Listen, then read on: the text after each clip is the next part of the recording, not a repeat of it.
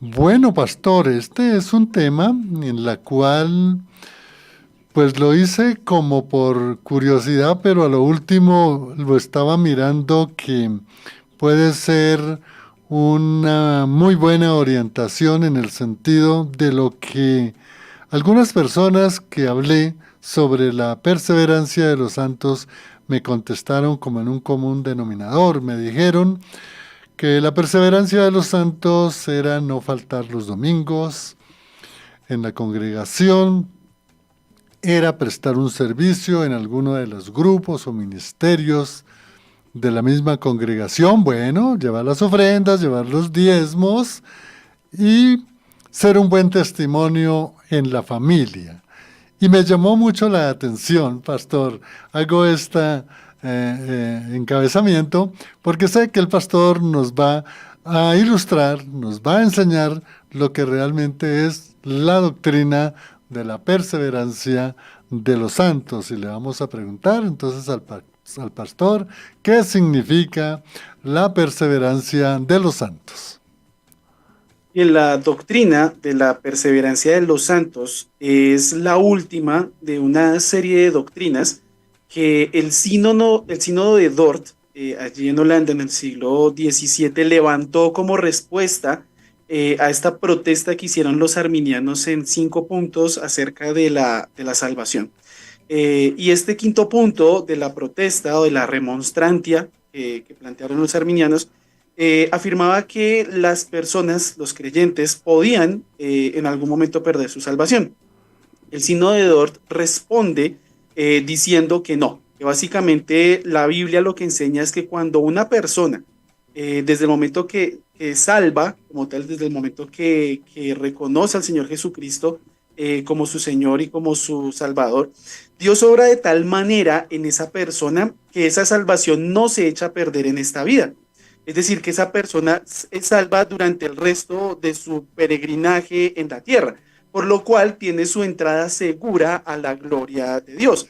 Ahora, se le llama la perseverancia de los santos, ¿por qué? Porque los santos perseveran, es decir, se mantienen en el camino de la fe, ¿de acuerdo? Sin embargo, yo creo que el fallecido maestro, muy, muy querido por todos nosotros, R.C. Sproul, prefería llamarlo la preservación de los santos, porque en sí lo que dice la doctrina no es como que los creyentes de alguna manera nos esforcemos por conservar nuestra salvación, sino que es Dios quien preserva a los suyos para que estos lleguen a la salvación eterna, es decir, para que lleguen a la gloria. Entonces, eso es básicamente como lo que enseña esta doctrina, que la persona cuando es salva va a mantener ese estatus de salvación durante toda su vida, nunca se va a extraviar porque Dios está guardando a esa persona en todo momento. Excelente, pastor, porque entonces, de acuerdo a esta parte conceptual, la perseverancia, o como la denomina el maestro Arcel Sproul, entonces tiene relaciones con lo que es que no se pierde la salvación, en contrario a muchas otras posiciones que se indica que se puede perder la salvación, pastor. Así es decir, lo que enseña esta doctrina es que básicamente, o sea, si la queremos hacer una reducción al absurdo, pues si la queremos definir en muy pocas palabras, esta doctrina enseña que la salvación no se pierde. ¿Sí? Entiendo que puede ser esto un poco controversial para algunas personas, pero es básicamente la enseñanza bíblica. Cuando ya veremos algunos textos que apuntan precisamente a eso y que incluso ciertos pasajes que parecieran decir lo contrario, leídos en su contexto, de hecho nos afirman más todavía el hecho de que la salvación que el Señor Jesucristo ganó para su pueblo es una salvación que no se pierde, no se echa a perder, el cristiano no se extravía fuera del reino. Vea, qué buena aclaración, amigo oyente, y vamos anotando, y si le es posible, volver nuevamente a escuchar el audio o la grabación. Pastor, ¿qué textos de las Sagradas Escrituras hablan o está registrado allí la perseverancia de los santos? Bueno, hay varios textos. muchos diría yo, y sobre todo hay una carga de textos en el Nuevo Testamento que enseñan esto.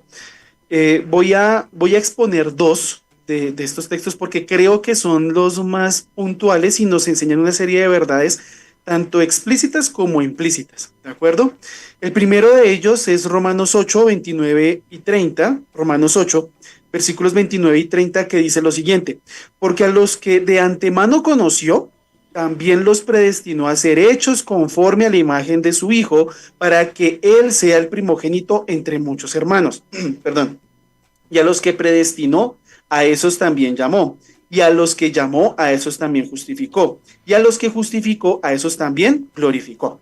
Entonces, cuando uno lee este pasaje de Romanos, que de nuevo siempre hay que leer los pasajes en su contexto, no los podemos sacar, no los podemos sustraer del contexto en el que están.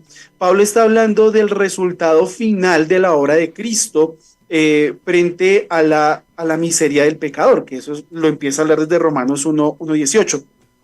Entonces, cuando Pablo llega aquí a Romanos 8, él habla acerca del resultado final. ¿Cuál es ese resultado final? Que el cristiano va a gozar de una comunión eterna con Dios. Tanto aquí en la tierra una comunión que es imperfecta porque pues el cristiano sigue pecando y tiene que arrepentirse y tiene que restaurar esa comunión, y al mismo tiempo va a disfrutar de una comunión perfecta en la otra vida, en la vida eterna. Pero cuando leemos este pasaje hay varias cosas que quisiera resaltar. Y lo primero es el hecho de que él traza una cadena, ¿de acuerdo? Y es una cadena con un grupo de personas. ¿Cuál es ese grupo de personas? A los que de antemano conoció. Y sabemos que ese conocimiento no es simplemente un ejercicio intelectual, sino que de hecho es un ejercicio de amor, de elección. De hecho, ese verbo, tanto en el hebreo como en el griego, habla de una relación íntima, de una relación de pacto. Entonces, Dios escoge unas ciertas personas y las lleva por toda esa cadena. Entonces, veamos la cadena. Primero los conoce, luego los predestina, luego los llama, luego los justifica y luego los glorifica. El texto, de manera implícita, no nos dice que alguna persona de ese grupo se extravíe o deje o falte, digámoslo, digamos, no nos está diciendo que a los que de antemano conoció, algunos de estos predestinó, y a los que predestinó, algunos de estos llamó, etcétera, etcétera, sino que todos los que inician en la primera parte, que de antemano conoció, terminan en la última parte, los glorificó. Entonces, démonos cuenta de eso. Este texto nos muestra, por tanto, que las personas que han recibido la salvación en Cristo Jesús, todas ellas van a llegar a la glorificación. Ahora, eso por una parte. Por otra parte, también se nos muestra que, de hecho, la glorificación aquí Pablo la afirma como un hecho que ya sucedió en el tiempo. Porque no dice allí que y a los que justificó, a estos también glorificará. No dice eso. El texto dice, a los que justificó, a esos también glorificó. Entonces, Pablo está hablando de la certeza de que este grupo de personas que inició en el llamamiento va a recibir la gloria. ¿Y cómo lo afirma? Lo dice expresándose en términos de que esa glorificación es como si hubiera sido algo pasado. No nos está diciendo Pablo que los cristianos ya somos cuerpos gloriosos. Eso no lo está diciendo. Lo que está utilizando aquí es una figura de dicción, una forma de expresarse mediante la cual él está tan seguro de que todas esas personas van a entrar en la gloria, que es básicamente como si ya estuvieran en la gloria. Es decir, está afirmando de una manera certera esta cuestión. Ahora, dentro del mismo contexto de Romanos 8, vemos los versículos 38 y 39, donde Pablo menciona toda una serie de cosas y dice que ninguna de esas cosas, es decir, nada de lo creado, nos puede apartar del amor de Dios que es en Cristo Jesús. Y esto es muy importante, esto es una clave de pronto para las personas que estudian su Biblia, que yo quisiera pensar que somos todos los cristianos, ¿listo? Pero lo voy a decir de esa manera. Y es que cuando nos acercamos al texto bíblico, al Nuevo Testamento, y se habla de que algo sucede en Cristo, debemos parar. Debemos parar y debemos pensar qué es lo que está escribiendo ese autor allí, porque nos dice que nosotros somos amados de Dios en Cristo Jesús. Esta preciosa doctrina de la unión con Cristo. Y precisamente esa doctrina nos muestra que no hay nada que nos pueda separar de ese amor. No existe nada. Y Pablo menciona Menciona cosas tanto físicas como espirituales, menciona cosas que son tangibles, otras que son intangibles, y él dice absolutamente nada de eso nos puede separar del amor que es en Cristo Jesús. Y entonces ese sería como un pasaje que nos muestra con claridad que efectivamente el cristiano tiene asegurada su salvación.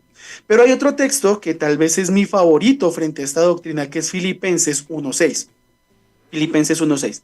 Y allí Pablo dice a los filipenses, estando convencido precisamente de esto, que el que comenzó en vosotros la buena obra, la perfeccionará hasta el día de Cristo Jesús.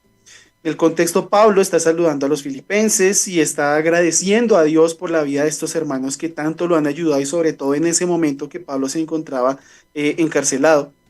Y aquí hay una serie de afirmaciones que hacen brillar esta doctrina. Notemos lo que dice, porque por un lado, él habla de que Dios, que evidentemente allí no lo dice Filipenses 1.6, pero Filipenses desde el 1.4 ya nos lo deja claro que es Dios, dice que él comenzó en los filipenses una buena obra. Y creo que ahí no tenemos ningún inconveniente. Dios es quien tiene la iniciativa de la salvación en las personas. Eso es lo que dice la Escritura y creo que no hay mayor problema con eso. Pero notemos que por otro lado, es decir, por un lado Dios inicia la obra y la inició en el pasado, pero nos dice que la perfeccionará. Ahora, la forma de los verbos en griego aquí son de afirmaciones, no de suposiciones, no de anhelos, no de teorías. Es una afirmación que está haciendo Pablo. Esa misma persona, Dios, quien inició la buena obra, esa persona va a perfeccionarla.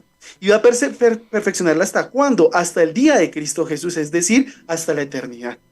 Por tanto, lo que vemos aquí que Pablo nos está diciendo es que cuando una persona se vuelve cristiana, es decir, cuando Dios salva a una persona, Dios empieza un proceso por el cual esas obras que ha hecho en la salvación, que son varias, ¿no es cierto? Dios nos justifica, nos santifica, nos adopta, las va haciendo cada vez mejores, las va perfeccionando hasta que el Señor o nos llame o Él venga por su iglesia, una de dos. Entonces vemos en este texto precisamente cómo Pablo afirma que todo aquel que ha sido el objeto de la buena obra de Dios va a ver esa obra perfeccionada hasta el día final. Ahora, evidentemente hay otros pasajes que hablan de esto. Por ejemplo, Juan 10, 28, 29 nos habla de que las ovejas están seguras en las manos del buen pastor. Juan 6, 39, 40 nos afirma que el Señor no pierde nada de lo que Dios el Padre le ha dado. Primera Corintios 12, 2 es un texto muy importante porque nos habla del bautismo del Espíritu Santo. ¿Y qué es el bautismo del Espíritu Santo? Es que el Espíritu Santo toma a la persona cuando la salva y la injerta, la une al cuerpo de Cristo. Y en toda la disertación de Pablo, en 1 Corintios 12, lo que vemos es que el cuerpo no puede estar mutilado, el cuerpo de Cristo no está mutilado. Por tanto, no es posible cercenar una parte del cuerpo de Cristo después de que la persona se ha unido a ese cuerpo de Cristo que es la iglesia. Y también podría poner otro texto aquí, que es Efesios 4:30, que también lo vemos en Efesios 1, 13 y 14, donde se habla que el Espíritu Santo es las arras de nuestra salvación. Y cuando uno piensa en la compraventa de inmuebles, sabemos que las arras son ese pago inicial que es la garantía de que el resto de los pagos se va a hacer, ¿sí? Entonces, el hecho de que el cristiano tenga el Espíritu Santo, y noten esto es tremendo para mí, esto siempre me ha cautivado porque pensamos en que el cristiano tiene el Espíritu Santo, tiene la tercera persona de la Trinidad dentro de él, ¿de acuerdo? Como garantía de que Dios lo va a salvar. O sea, Dios se pone a sí mismo como garantía de que Él lo va a salvar, de que al final va a disfrutar de esa comunión eterna con Dios. Entonces vemos que la Biblia abunda en testimonios diciéndonos que la salvación como tal no se pierde. Entonces aquí vemos esta exposición de estos dos textos principales, pero hay otros tantos, insisto, en donde se muestra que efectivamente la salvación es una garantía que Dios nos da. Sí, señor. Pastor, hay una profesora desde Caldas, eso es Boyacá, occidente de Boyacá, está en una vereda, siempre nos escucha y ella le dice cordial saludo al pastor Sergio, lo he escuchado en varias enseñanzas y cuando voy a Bogotá voy a la iglesia donde él enseña. Ella dice, pastor, ¿por qué no me aclara lo de Filipenses 1:6? Porque yo entiendo que cuando se dice el que inició la nueva obra, la perfeccionará. Dice ella que ella entiende es que Dios inicia la nueva obra en la persona que cree en Él, pero que depende de la persona, de su responsabilidad si cumple o no cumple. Y dice ella de tal manera que si no cumple, pues simplemente pierde la salvación. Ese es la explicación que da ella de lo que ha entendido de Filipenses 1:6. Y qué buena pregunta. ¿Qué le respondemos a la profesora Teresa en Caldas, Boyacá? Bueno, es importante ver lo que dice el texto y a partir de eso sacar nuestras conclusiones. Entonces, que Pablo dice allí en Filipenses 1:6, el que comenzó. Entonces, ahí tenemos a una persona, ¿de acuerdo? El que comenzó. ¿Quién es el que comenzó? Dios. Insisto, si tomamos el texto así como tal, solito, evidentemente no nos dice qué persona es, pero si vemos el contexto y entendemos, digamos, la carga teológica del texto, pues evidentemente es Dios. Es decir, Dios es quien empieza esa buena obra en las personas. Cuando nosotros fuimos salvos, fue Dios quien empezó esa obra. Pero nótese, voy a parafrasear un poco el versículo para hacer entender mejor la idea del versículo. Podríamos ponerlo de la siguiente manera: el que comenzó la buena obra en ustedes, esa misma persona la perfeccionará. ¿De acuerdo? Es decir, cuando nosotros leemos lo que dice el texto, es decir, lo que dice allí, dice que el que comenzó la buena obra en ustedes, esa misma persona la va a perfeccionar. No está diciendo el que comenzó la buena obra va a hacer que ustedes la perfeccionen, ¿de acuerdo? Sino que nos dice aquel o más bien esa persona que comenzó la buena obra, la va a perfeccionar, esa misma persona la va a llevar a su punto más alto, más álgido. Ahora, yo entiendo esta pregunta porque en el mismo Filipenses pareciera sugerir que se dice a los cristianos que guarden su salvación. Y eso lo vemos en Filipenses 2, versículos 12 y 13, donde se dice que así como Pablo les dice a los filipenses, así como cuando yo he estado ahora mucho más en mi ausencia, ocúpense de su salvación con temor y temblor. Y uno podría decir, bueno, nos tenemos que ocupar, es decir, tenemos que guardar nuestra salvación. Pero el significado de ese verbo ocuparse no es guardar, sino ejercer. ¿De acuerdo? No es guardar, sino ejercer. Básicamente lo que está diciendo Pablo allí es, si ustedes dicen ser cristianos, vivan como cristianos. Es decir, lleven a cabo esa profesión, esa vocación a la cual han sido llamados con temor y temblor. Entonces ahí es donde podría de pronto estar ese conflicto que nos habla la hermana Teresa. Sin embargo, cuando vemos el texto de Filipenses 1:6 tal cual como está ahí, lo que podemos afirmar es eso, esa paráfrasis que yo hice. Aquel que comenzó esa buena obra en ustedes, esa misma persona la perfeccionará. Ahora, esto no quita, por decirlo de alguna manera, la responsabilidad del creyente de precisamente ejercer esa salvación, de llevarla, digamos, a mostrar esos frutos de su salvación. Pero la claridad aquí es muy obvia, y es que es Dios quien perfecciona esa obra hasta el día de Cristo Jesús. Bien, pastor.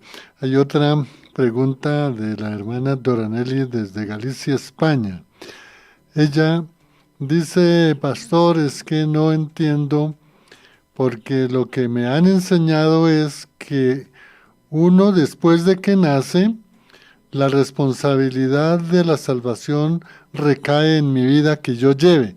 Si no obedezco la palabra, me pierdo la salvación, pero si obedezco la palabra, me salvo. ¿Qué le contestamos a la hermana Doranelli en Galicia, España, pastor? Bien, yo creo que estas son preguntas de un corazón que busca genuinamente agradar al Señor. ¿Por qué? Porque cuando uno ve la obra de Cristo, uno quisiera hacerlo todo, ¿sí? Es decir, como en agradecimiento, entregarse por completo al Señor. Y yo creo que ese es un pensamiento correcto. Pero es un pensamiento correcto que toca meterlo dentro de la doctrina correcta. Y aquí yo creo que es importante ver algo, y es que el cristiano tiene que mostrar frutos de que es un cristiano. El Señor Jesucristo nos enseña en el Sermón del Monte, en Mateo 7, por sus frutos los conoceréis. Un árbol bueno da buenos frutos, un árbol malo da malos frutos. Si una persona dice ser cristiana y hace esta profesión de fe, incluso se puede bautizar, incluso se puede hacer miembro de una iglesia, incluso puede servir en una iglesia. En un momento dado empieza a tener comportamientos pecaminosos, a vivir en pecado, pues probablemente de esa persona podemos dudar de su salvación. ¿Por qué? Porque pues evidentemente el fruto del cristiano, ¿cuál es? Es una persona que no peque, porque esa perfección, esa impecabilidad solamente la tuvo nuestro Señor Jesucristo, pero al mismo tiempo es una persona que aborrece el pecado, ¿sí? Voy a colocar un ejemplo que nos puede servir mucho, y es el caso que el Señor menciona en Mateo 18, del 15 al 20, la disciplina eclesiástica, que por desgracia es una práctica que las iglesias hoy no llevan a cabo, y cuando supuestamente la llevan a cabo, la hacen rematadamente mal. El Señor Jesucristo dice, si alguien pega contra ti, llámalo a solas, repréndelo, llámale la atención. Si esa persona se arrepiente, has ganado al hermano. Pero si no se arrepiente, llama a una o dos personas para que toda palabra conste en boca de dos o tres testigos. Es decir, que si esta persona no se arrepiente, eh, pues yo voy a llamar a dos testigos para confrontar a esta persona y decirle, mire, usted está teniendo este comportamiento pecaminoso, y esa persona va a decir, no, pues no me arrepiento, simplemente no lo reconozco, dice el Señor Jesucristo. Luego díganlo a toda la iglesia, es decir, que ya toda la iglesia se entere del pecado del que no se arrepintió esta persona, ¿sí? Y si aún así no se arrepiente, expúlsenlo, excomúlguenlo, trátenlo como un publicano, como un recaudador de impuestos, nos dice allí. ¿Qué quiere decir esto? Quiere decir que una persona que no se arrepiente de sus pecados probablemente nunca ha sido cristiana. ¿De acuerdo? Entonces, si entendemos eso desde esa perspectiva, nos vamos a dar cuenta de que el cristiano tiene que ejercer, tiene que llevar a cabo esto que Dios le ha dado. Es decir, si es una persona que ha sido justificada, tiene que vivir como una persona justificada. Si es una persona santificada, tiene que vivir como una persona santificada. Si ha sido adoptado, tiene que vivir como una persona adoptada. Pero eso no es lo que garantiza que su salvación va a permanecer firme. Porque lo que vemos en estos textos es que es Dios quien guarda al cristiano. O sea, lo que nosotros nos damos cuenta, por ejemplo, en los pasajes de Juan 10, que por ejemplo mencioné hace un momento, de Juan 10, 28, 29, nos dice que las ovejas están seguras en las manos del pastor. Es decir, que nadie puede arrebatarlos ¿de dónde? A estas ovejas, de la mano del pastor. Es decir, no es que las ovejas hagan algo para resguardarse en las manos del pastor, es las manos del pastor las que resguardan a las ovejas, ¿de acuerdo? Y por eso digo, esta doctrina no es una justificación para pecar, por el contrario, si yo me doy cuenta de que es Dios quien me ha dado la salvación y quien me va a guardar, pues evidentemente yo voy a vivir mi vida para la gloria de Dios. No aprovechar diciendo, bueno, como yo ya soy salvo, entonces me voy a fresquear y pues me compro pues mi pasaporte a Mundo Aventura, como dirían por ahí, ¿sí? No, o sea, por el contrario, lo que yo voy a hacer es que voy a vivir mi vida en esas buenas obras que el Señor me ordena, no para conservar mi salvación, sino para mostrar que efectivamente Dios ha hecho esa obra en mí. Entonces, si yo hago cosas que ponen en duda mi salvación, no es porque yo haya perdido mi salvación, es porque probablemente nunca he sido salvo. Excelente. Yo creo que ese es el punto que toca mostrar. Excelente, gracias, pastor. Muy buena la pregunta de la hermana Doranelli en Galicia, España. Hay una pregunta de un hermano, amado pastor. Él dice, buenas tardes.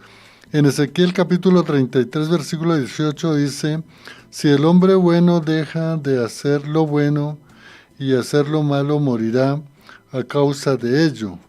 Dice que por favor le expliquen, pero no sé, pastor, estoy leyendo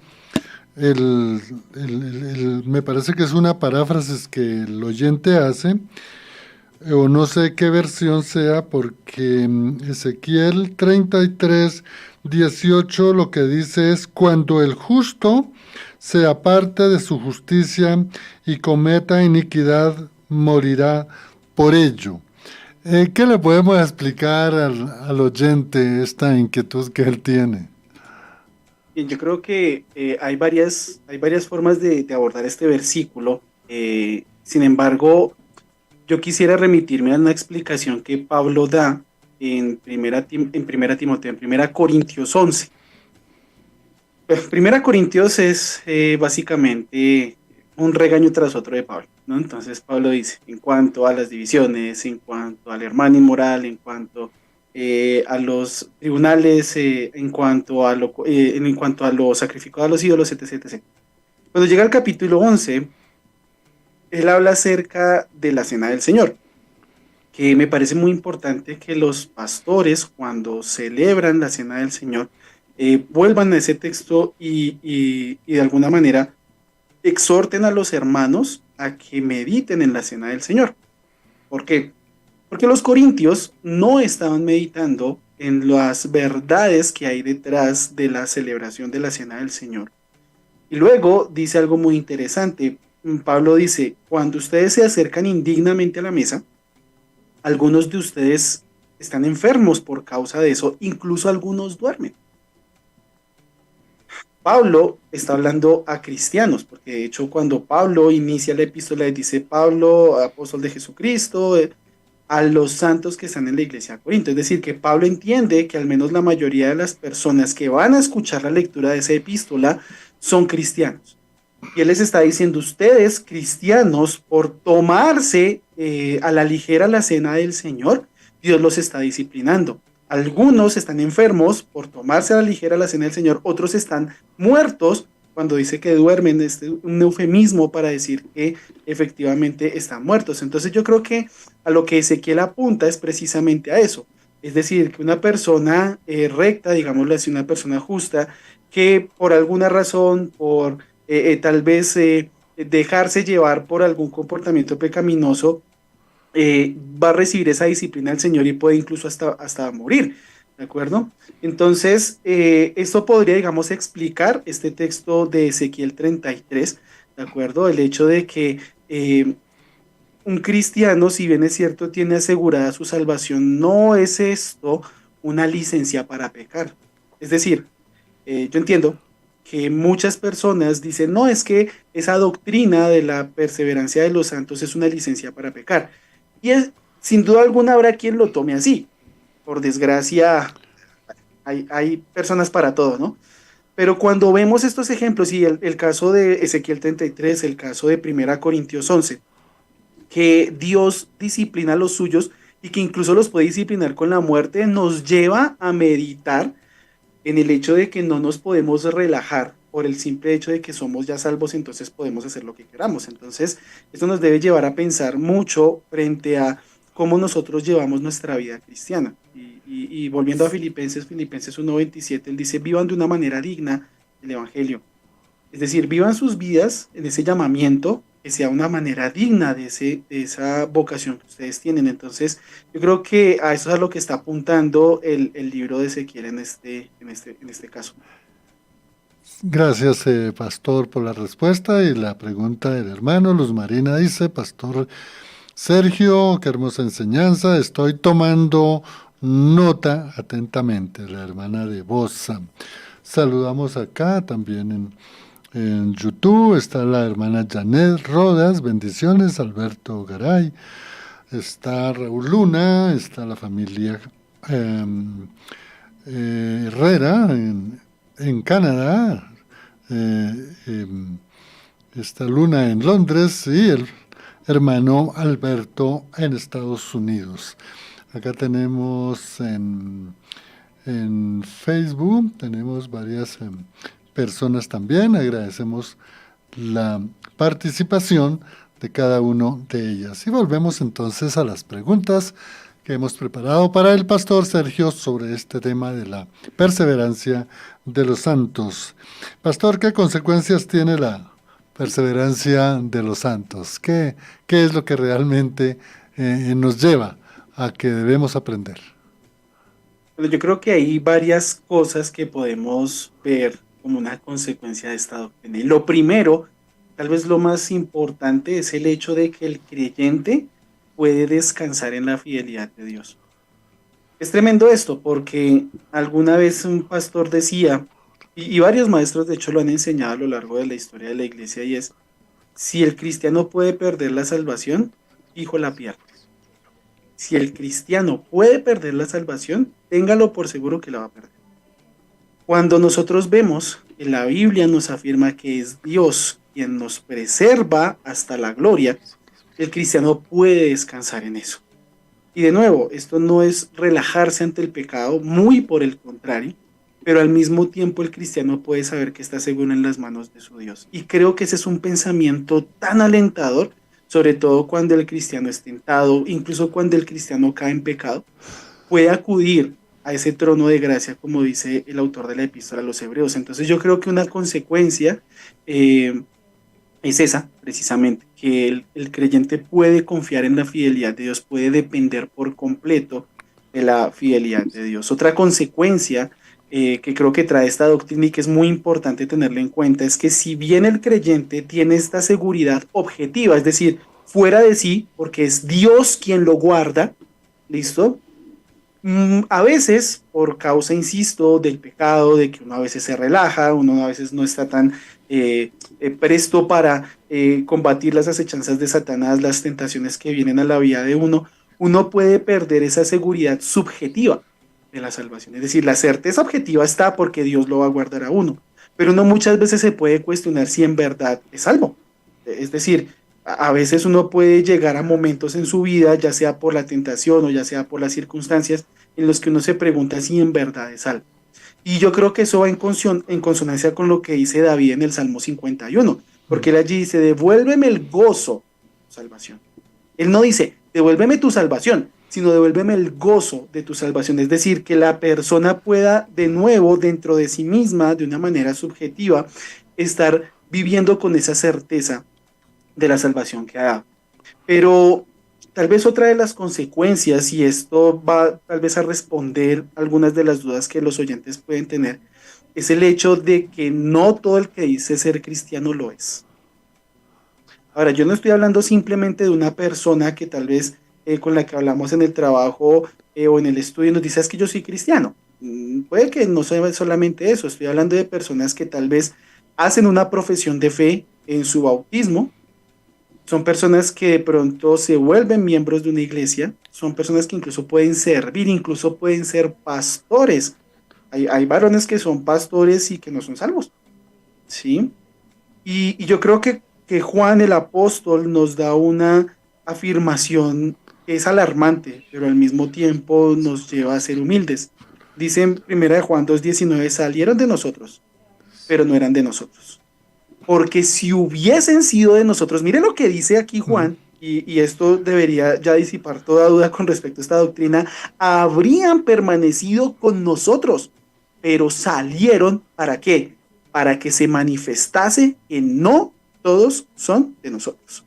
Entonces Juan está hablando acerca de falsos hermanos que puede que durante un tiempo muestren como algunas cosas de ser cristianos.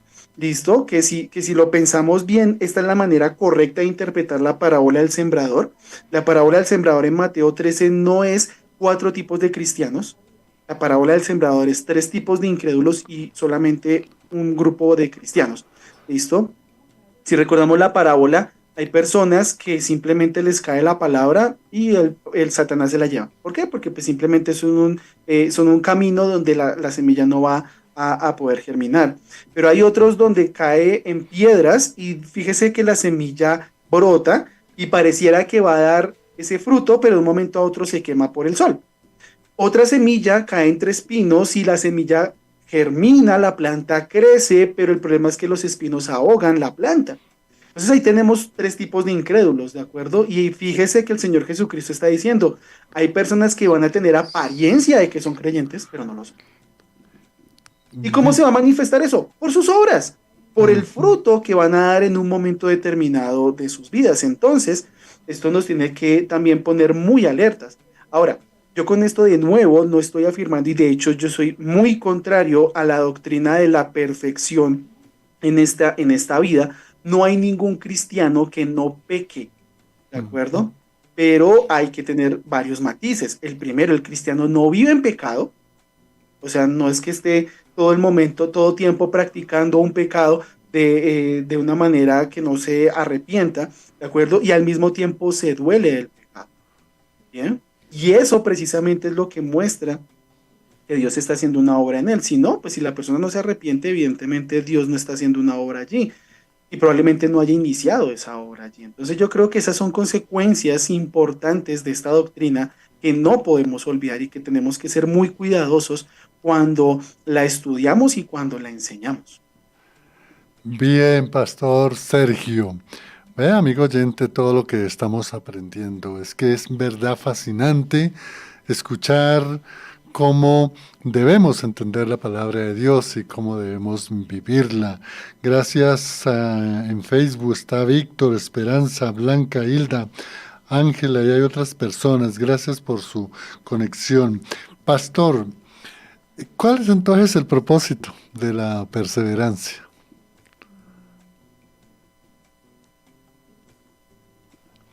Sí, a ver, ¿me está escuchando, Pastor? Bueno, Ya, ahora le- sí, perdón, fue error mío.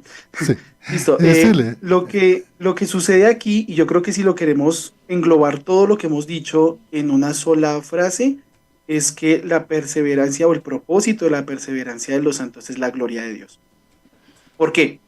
Porque cuando vemos, tomamos una persona, quiera, usted, yo, cualquier persona que sea cristiana. Antes de ser cristianos, aborrecíamos a Dios. Puede que fuéramos religiosos, puede que incluso asistiéramos a una iglesia cristiana y puede que incluso leyéramos la Biblia, puede que incluso sirviéramos en la iglesia, pero al no ser transformados, al no ser regenerados, pues evidentemente aborrecíamos a Dios. Cuando Dios inicia esa obra, nuestra vida cambia y empezamos, vemos la gloria de Dios, vemos la gravedad del pecado, vemos la grandeza del sacrificio de Cristo en la cruz del Calvario y todas estas cosas, evidentemente nuestros corazones se humillan delante de Él. Pero cuando va pasando el tiempo, llevamos 10, 15, 20, 30, 50 años de cristianos y miramos hacia atrás y vemos todo lo que el Señor ha hecho y cómo nos ha sostenido hasta ese momento y lo seguirá haciendo hasta el momento de nuestra muerte o hasta cuando Él venga, nos rendimos en adoración.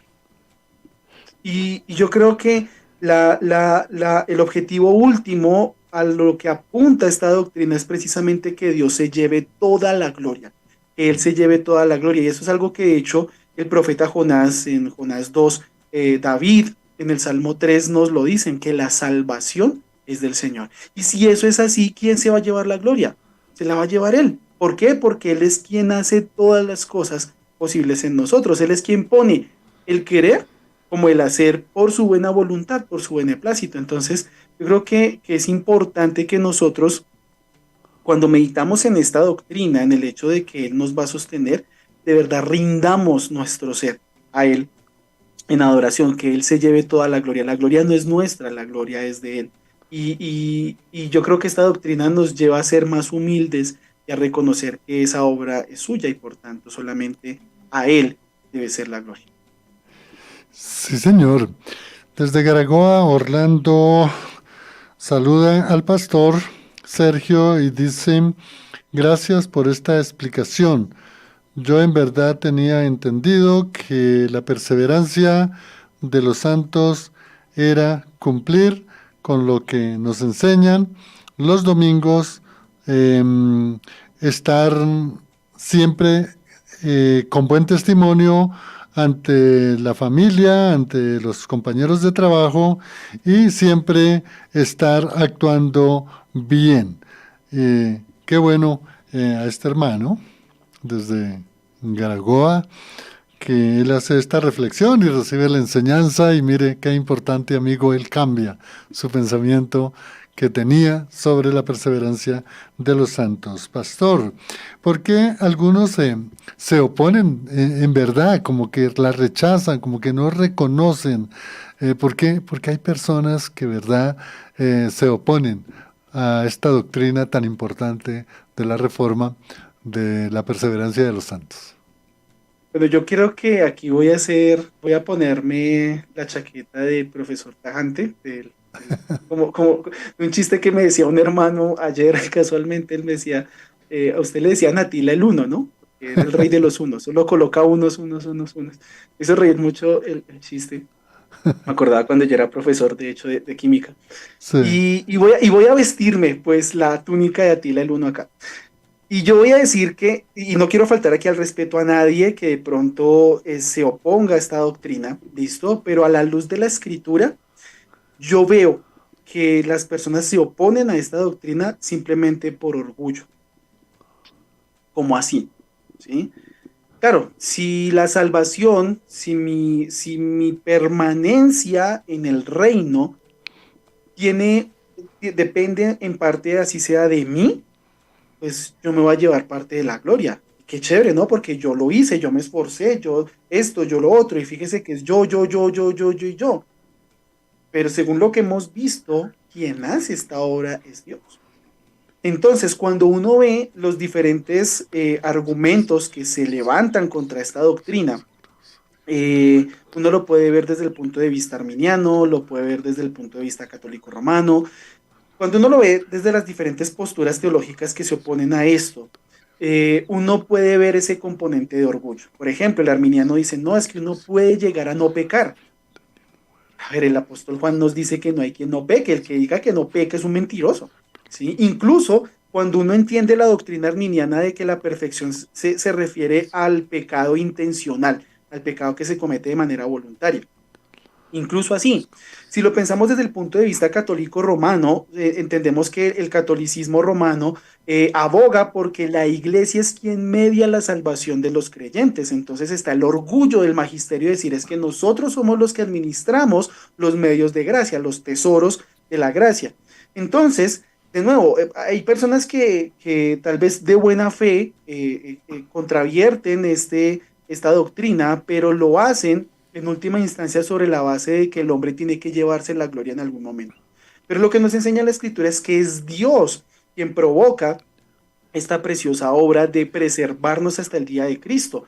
Por tanto, si usted quiere robarle la gloria a Dios, creo que allá se va a meter en un problema enorme, porque el Señor Jesucristo dice en el libro de Isaías que Él su gloria no la comparte con nadie. ¿De acuerdo? Él derrama su amor, Él es bueno, pero la gloria que es suya y de nadie más. Entonces, yo creo es necesario ser incluso, insisto, tajante en esto. De nuevo, no quiero tal vez atentar contra la buena fe de ciertas personas que podrían oponerse a esta doctrina, pero cuando vemos lo que hemos dicho, que el propósito último es la gloria de Dios, nos damos cuenta de que si eso no es así, nosotros nos llevaríamos parte de la gloria de Dios y eso es un pecado terrible. gracias, pastor. Se nos ha agotado el tiempo. Hay una pregunta muy extensa de un hermano, de Jason Hospitia, pero esta pregunta, hermano, ya se la hemos respondido en varios programas, especialmente cuando vimos la predestinación y vimos la elección. Por el tiempo voy a tomarla para enviársela al pastor, quien nos ha hoy explicado sobre la perseverancia de los santos, y invitaría al hermano para que mire todo lo que hemos hablado de la soberanía de Dios, la elección, el llamado, la predestinación. Estuvimos hablando sobre los canos de Or, que precisamente el pastor nos indicó. También estuvimos hablando de todo el Tulin, empezando por lo que es la elección incondicional, la expiación limitada. También vimos la depravación del hombre, vimos la gracia irresistible y hoy estamos viendo precisamente la perseverancia de los santos. Invito al hermano Hospitia para que entre a la plataforma de Fuego AM y escuche todas estas enseñanzas.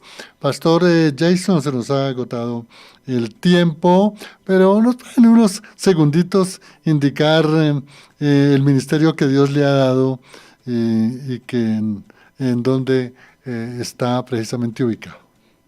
Así es, entonces, como les decía al principio, Nuestra iglesia se llama Comunidad de Gracia Bogotá. Nos encontramos en la carrera 45A, número 11896. Esto es en la autopista norte, entre calle 116 y 127, en el sentido norte-sur. Ahí queda un concesionario de vehículos eléctricos. Detrás de ese concesionario queda nuestra iglesia. Los invitamos. Nuestros servicios son a las 9 y a las 11. Gracias, Pastor Sergio, por su enseñanza, por su tiempo. Dios lo bendiga. Hasta otra oportunidad. Agradecemos en el Control Master a Lorena, quien nos estuvo acompañando, a todos los que hicieron saber sus inquietudes, sus preguntas, y les habló en el Impulso Juan de Jesús Sánchez Aponte. Hasta otra oportunidad, si así el Señor lo dispone. Los esperamos.